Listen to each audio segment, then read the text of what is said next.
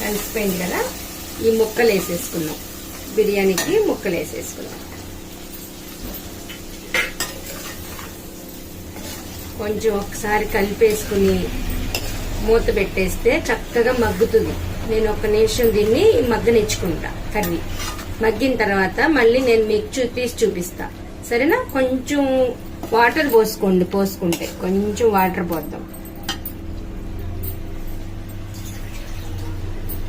చూడండి, చిన్న గిన్నెతో గిన్నెడు వాటర్ పోసాను అంతే.